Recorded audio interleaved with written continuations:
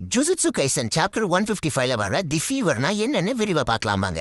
முதல்ல நாம புரிஞ்சிக்க வேண்டியது எல்லாரும் பேசுற இந்த ஃபீவர்னா என்னங்கிறது தான்.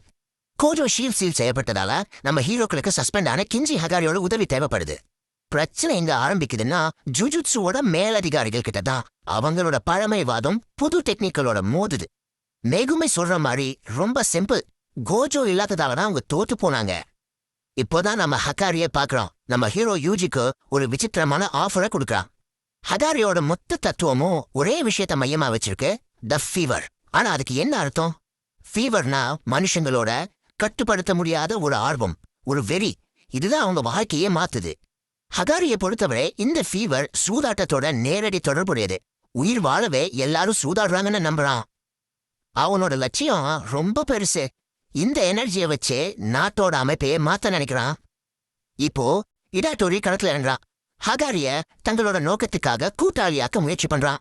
ஹகாரி இடாட்டோரிய டெஸ்ட் பண்றான். ஆனா இடாட்டோரி ஒரு பேரை சொன்னதும் அந்த சுமூகமான பேச்சு அப்படியே நிக்குது. ஹகாரியோட முகம் உடனே மாறுது. அவன் வெறுக்கிற மேலதிகாரிகளுக்கு இடாட்டோரி ஒரு ஸ்பை நினைக்கிறான். ஒரே நொடியில பேச்சுவார்த்தை முடிவுக்கு வருது. சண்டை ஆரம்பமாகுது. ஹகாரியோட தாக்குதல் ரொம்ப வேகமா இருக்கு. அவனோட உடல் வலிமைய அப்போதான் எல்லாரும் பாக்குறாங்க. இடாட்டோரி பேசி பாக்குறான். ஆனா ஹகாரி கேட்கல. இப்போ தனக்கு குளிருதுன்னு சொல்றான். அதே நேரத்துல வெளியில இன்னொரு சண்டை. மெகுமி, பாண்டா இவங்க ஹகாரியோட பார்ட்னர் கிராரா கிட்ட மாட்டிக்கிறாங்க. இதுதான் இந்த இரண்டு பக்க சண்டையோட ஆரம்பம். ரெண்டு டீமும் ஒரு இக்கட்டான சூழ்நிலையில இருக்காங்க. மெகுமி பக்கம் பார்த்தா கிராரா அவங்க சொல்றத சுத்தமா நம்பல. இதனால அங்க ஒரு விதமான இழுபறி நிலைமா. இந்த முட்டுக்கட்டையை உடைக்க மெகுமி ஒரு அதிரடியான மூவ் செய்யறான். அதுதான் அவனோட ரேபிட் எஸ்கேப் டெக்னிக். இதெல்லாம் பார்க்கும்போது நமக்கு ஒரு கேள்வி வருது. இந்த குழப்பமான ஆரம்பம் ஒரு கூட்டணியில முடியுமா?